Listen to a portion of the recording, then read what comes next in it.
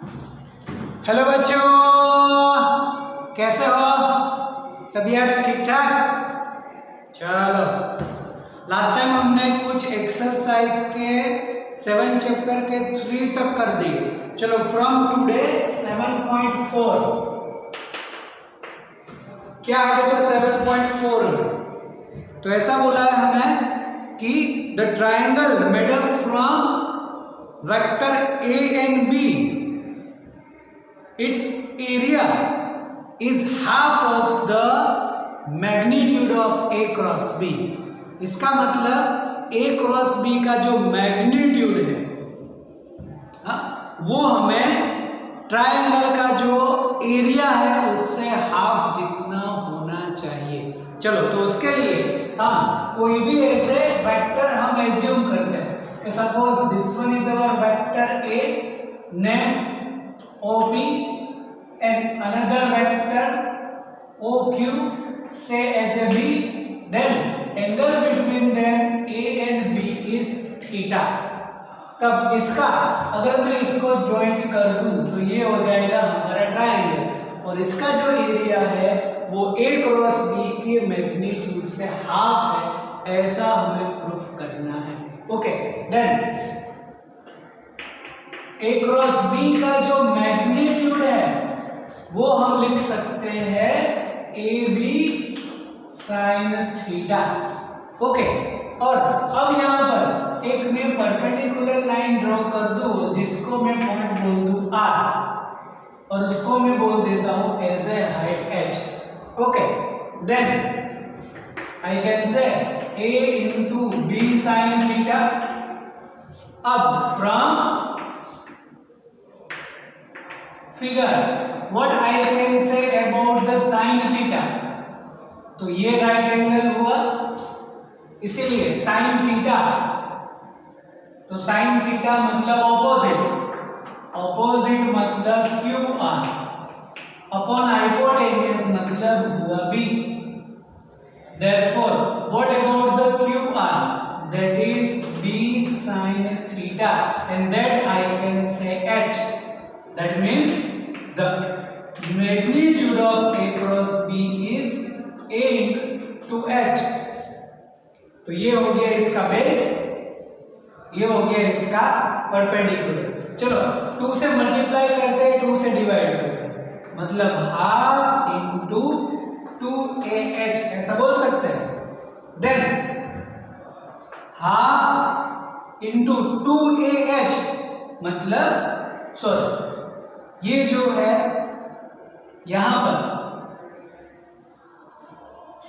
इसको ऐसा करते हैं हम 2 यहां पर और हाफ यहां पर, है ना।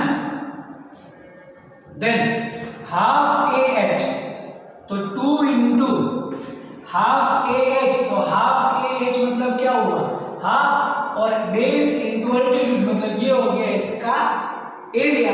ऐसा बोल सकते हैं कि half AH is the area of triangle.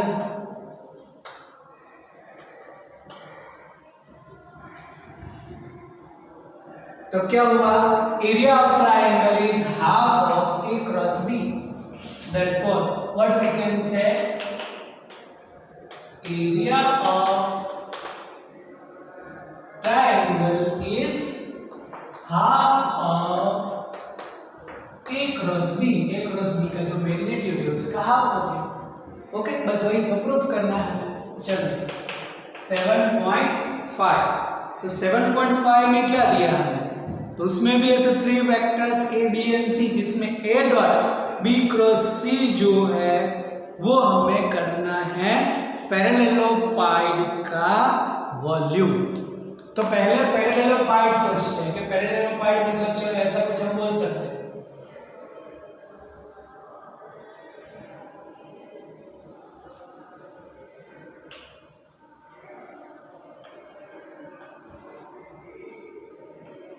और ये यहां पर इसका तुम ओरिजिन ले लो,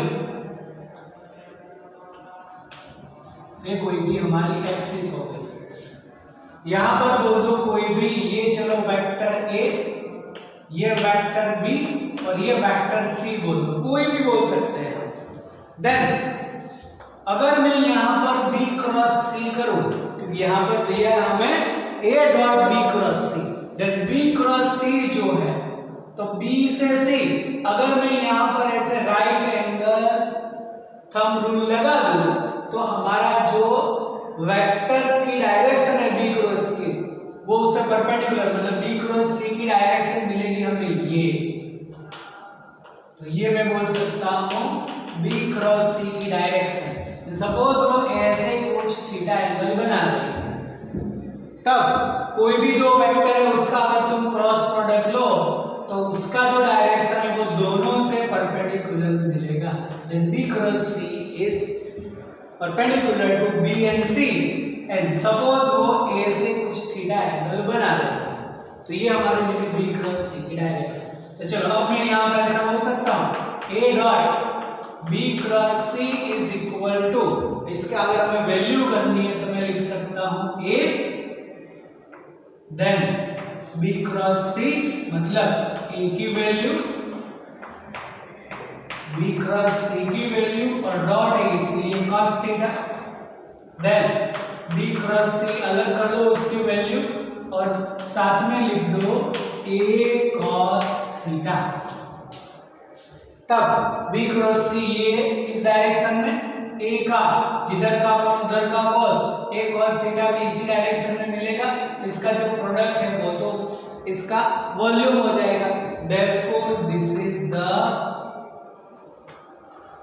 वॉल्यूम ऑफ पैरेललोग्राम। ओके, बस यही तो हमें प्रूफ करना है। चलो नेक्स्ट 7.6, ये वीडियो पोस्ट करके लिख लो ये दोनों। चलो अब 7.6 में क्या है, तो 7.6 के अंदर भी हमें कुछ एंगुलर मोमेंटम प्रूफ करना है। 7.6 में हमें बोल रखा है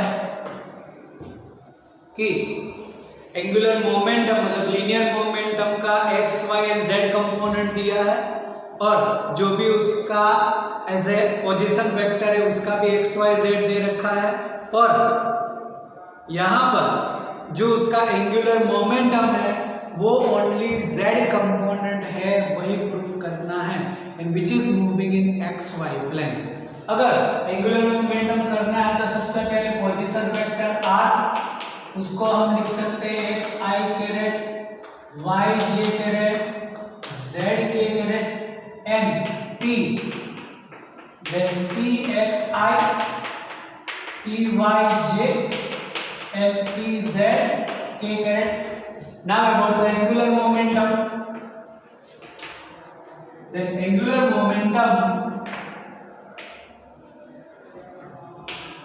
L is equal to R cross P. Then what I can say about the R cross P?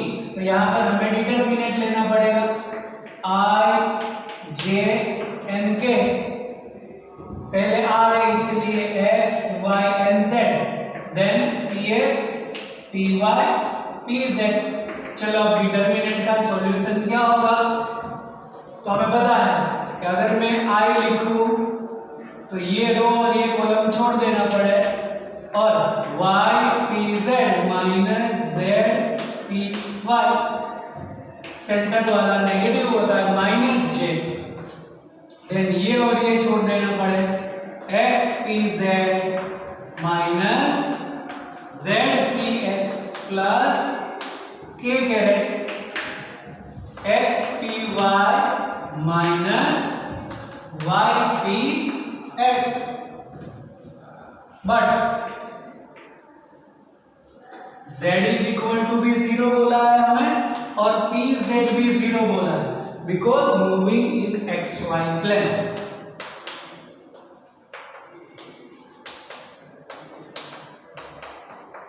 तो एक्स वाई प्लेन में z भी 0 होगा और p z भी 0 होगा, तो अगर z 0 है तो ये 0, pz 0 है तो ये भी 0, मतलब i कैंसल हो गया 0, pz 0 है, z भी 0 है तो ये भी 0 हुआ, सिर्फ बचेगा यहाँ पर k cap x py minus ypx and that is along the z direction। बस वही तो प्रूफ करना है कि उसका जो भी एंगुलर मोमेंटम है उसका सिर्फ z कंपोनेंट ही होगा and this is the z component because k can indicate the z direction। तो बस यही तो प्रूफ करना है और लिखना है it is along z direction then angular momentum मिला हमें उसका z डायरेक्शन में। वीडियो पॉज करके लिख लो ये। चलो नेक्स्ट 7 नंबर क्या है। 7 नंबर के अंदर 7 में हमें कुछ ऐसे d डिस्टेंस पर ऐसे दो पार्टिकल्स ऑपोजिट में मूव कर रहे हैं ऐसा बोल रखा है विद द स्पीड v।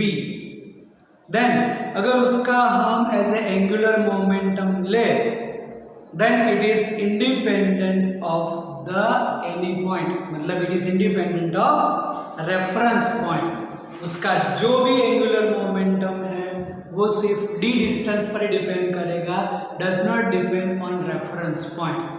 तब यहां पर अगर हम दो पार्टिकल्स ले लें, सपोज दोनों का मास तो m दे ही रखा है and separated by distance d। चलो ये जो है वो ऐसे डाउनवर्ड मूव कर रहा है विद द स्पीड v जिसका मोमेंटम p, और ये उसके ऑपोजिट में मतलब ऐसे मूव करेगा with the speed v momentum p। और ये दोनों पार्टिकल है उसका एक रेफरेंस पॉइंट o, वहां से उसका डिस्टेंस x है। तो फर्स्ट पार्टिकल का डिस्टेंस x और सेकंड पार्टिकल का डिस्टेंस हो जाएगा x plus d। But the angular momentum, total angular momentum of this two particle is independent of x, ऐसा प्रूफ करना है हम। चलो तो ऐसा लिख दे अगर कि total angular momentum, total angular momentum चलो दोनों के लिए L1 प्लस L2 कर देते। अब वो होता है R क्रॉस P, तो यहां पर मैं लिख सकता हूं X cross P plus second का डिस्टेंस मतलब यहां से इसका distance x plus d cross P। तो चलो यहां पर अब इसके लिए x क्रॉस p मतलब r क्रॉस p के लिए द मोमेंटम डाउनवर्ड, x जो है इसको एक्सटेंड करना पड़ा हमें और यहां पर हम करेंगे r क्रॉस p। ये हो गया इनवर्ड। इनवर्ड मतलब हम इसकी डायरेक्शन अगर नेगेटिव ले ले और एंगल बिटवीन देम तो 90 है, मतलब sin 90 तो 1 हो जाएगा, तो ये हो जाएगा xp, but inward direction negative plus x plus d, इसको भी एक्सटेंड करना पड़े और ये इस डायरेक्शन में होगा तो ये आउटवर्ड मिलेगा हमें। आउटवर्ड मिला, ये पॉजिटिव ले लो x plus d into p। Then इसका ये हमने मैग्नीट्यूड ले लिया, यहां तक वेक्टर, यहां से मैग्नीट्यूड लिया, तो ये हो गया xp यानी माइनस xp। इसको तुम ब्रैकेट ओपन करो, then xp and dp, then minus xp plus xp cancel, ये हो गया d इंटू p, p होता है mv और into d। Then angular momentum जो है वो डिस्टेंस पर डिपेंड करेगा, does not depend on reference point, it is independent of reference point. Okay, it is depends on d। बस वही तो प्रूफ करना है हमें। लिख लो, वीडियो पॉज करके लिख लो ये। Then next 7.8 most important,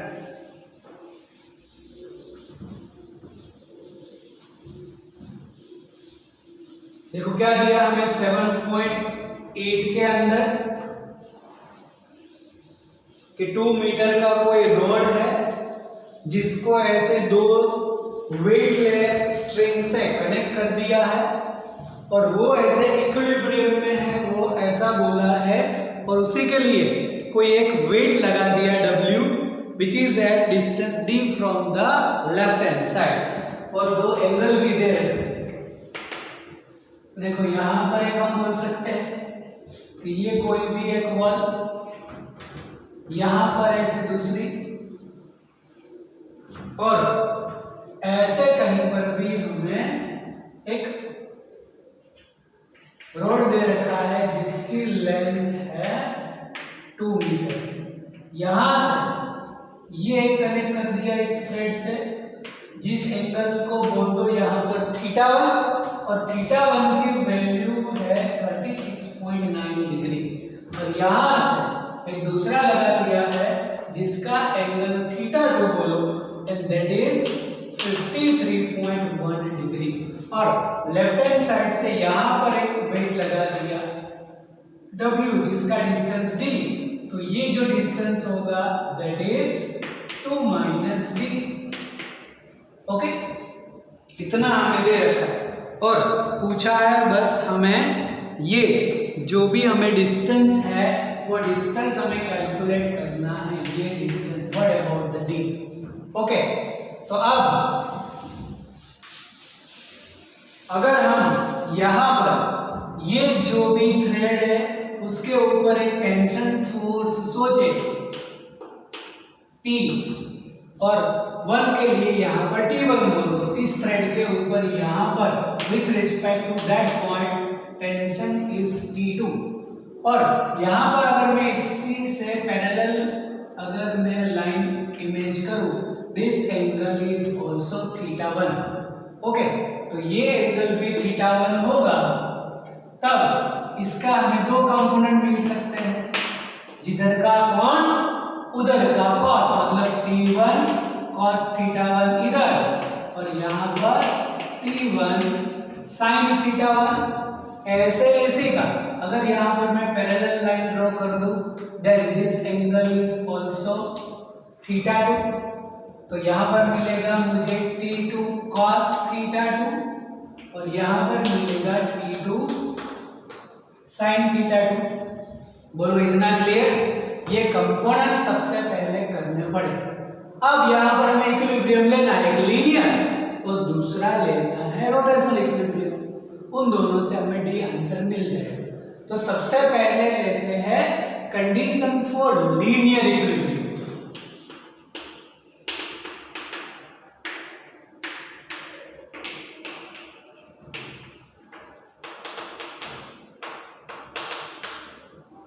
condition for linear equilibrium मतलब जो भी लेफ्ट राइट फोर्सेस है, अप डाउन फोर्सेस है, वो इक्वल। तो यहाँ पर ये लेफ्ट हैंड साइड, ये राइट हैंड साइड क्या बोल सकते हैं? T1 sin θ1 is equal to T2 sin θ2 से ऐसे इक्वेशन नंबर 1। और डाउनवर्ड में फोर्स W है और अपवर्ड फोर्स ये दो है, तो ये भी इक्वल है, and W is equal to T1 cos θ1 T2 cos θ2। और यहाँ पर हमें W का कोई भी वेट हमें नहीं दे रखा, कोई प्रॉब्लम नहीं, W कितना है वो मैटर नहीं करता हमारे लिए, लेकिन कंडीशन तो लिख सकते हैं। ये कंडीशन θ1 θ2 की वैल्यू रखेंगे हम बाद में, ये और ये लास्ट में। चलो अब करते हैं कंडीशन फॉर रोटेशनल इक्विलिब्रियम।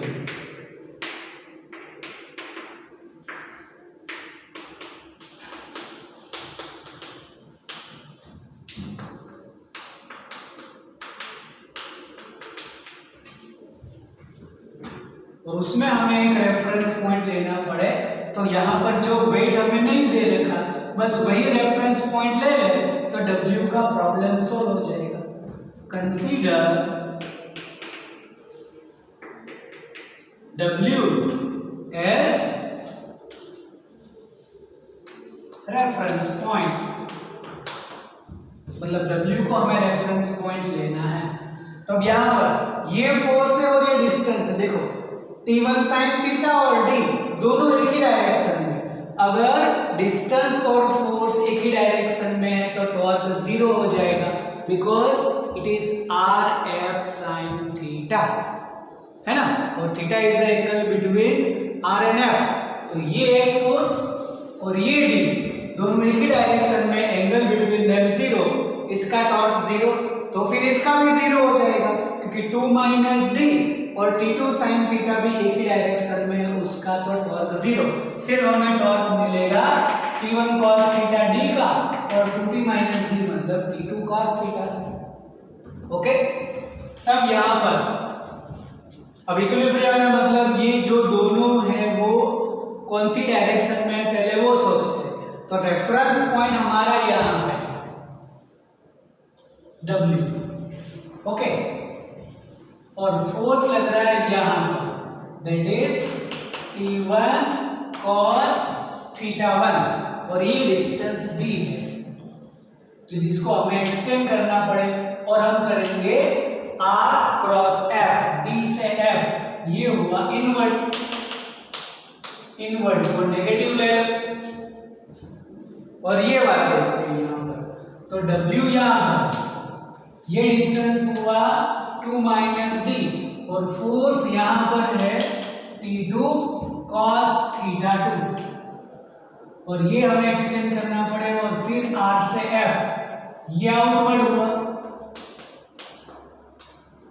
तो ये प्लस माइनस प्लस करके 0, अदरवाइज दोनों इक्वल कर दो, तो दोनों साइड इक्वल कर देते हैं डायरेक्टली।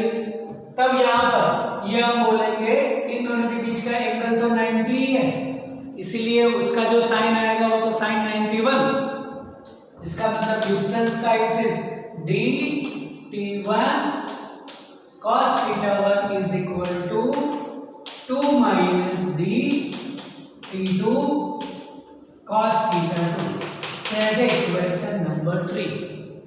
तो देखो अगर हम थीटा 1 थीटा 2 की वैल्यू रखेंगे तो साइन का टेबल है हमारे पास, कॉस वाला टेबल नहीं है, इसीलिए क्या करेंगे 1 और 3 का रेशियो ले लेते हैं, तो cos upon sine upon cos है वो 10 हो जाएगा और 10 का टेबल भी है हमारे पास, तो कर देते हैं टेकिंग रेशियो ऑफ 1 and 3, तो 1 डिवाइडेड बाय 3, देखो T1 कैंसिल हो जाएगा और ये आएगा यहां पर sin theta 1 upon d cos theta 1 is equal to the same thing T2 cancel sin theta 2 upon 2 minus d cos theta 2, then sin upon cos तो 10 हो गया, मतलब tan theta 1 upon d is equal to tan theta 2 upon 2 minus d। अब देखो theta 1 कितना 36.9, then I can write tan 36.9 degree upon d is equal to tan 53.1 degree upon 2 minus d। तो यहां पर एक चीज तुम याद रख लो कि tan 36.9 डिग्री जो है उसका आंसर 10 के टेबल में तुम्हें मिलेगा 0.75 और 0.75 होता है ऑलवेज 3/4, 3/4 करो कितना आएगा 0.75, ये आंसर 0.75 मिलेगा। तो ये जो एंगल होगा 53 वो 90 माइनस है, तो 90 माइनस में याद रखो कि tan 53.1 डिग्री है वो हो जाएगा 4/3, ये दोनों ऐसे ऑपोजिट है, बस ये याद ही रख लो डायरेक्टली कि कभी भी 37 डिग्री हो, 36.9 मतलब 37 और 53.1 मतलब 53, तब ये 3/4 और ये 4/3, मतलब ये हमें आंसर मिलेगा इसका 3/4, तो ये हुआ 3/4d इज इक्वल टू ये हुआ 4/3 इंटू 2 माइनस d।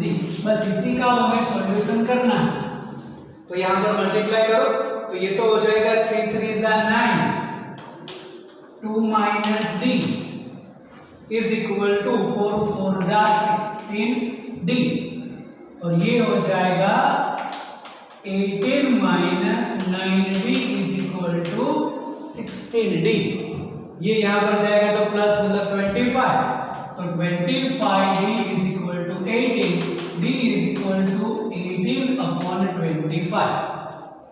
अब यहाँ पर देखो, अगर यहाँ पर विदाउट कैलकुलेटर करना है तो नीचे 10 या 100 अगर मिले तो हो सकता है, तो यहाँ पर 4 मल्टीप्लाई करना पड़ेगा। तो 18 इंटू 4 डिवाइडेड बाई 25 इंटू 4 कर सकते हैं कि नहीं। देन 18 4 जा 72 और नीचे हो जाएगा 100, मतलब इट इज 0.72 मीटर, क्योंकि ये जो आंसर है हमारा 2 वो मीटर में। अगर सेंटीमीटर करना है तो 100 से मल्टीप्लाई करो, इट इज 72 सेंटीमीटर। दोनों आंसर वैलिड है, कोई भी लिखो तुम, बस सही आंसर होना चाहिए। Then we can say whenever weight W is hang 72 centimeter from the left hand, it is remains in equilibrium। Okay, video push करके लिख लो ये।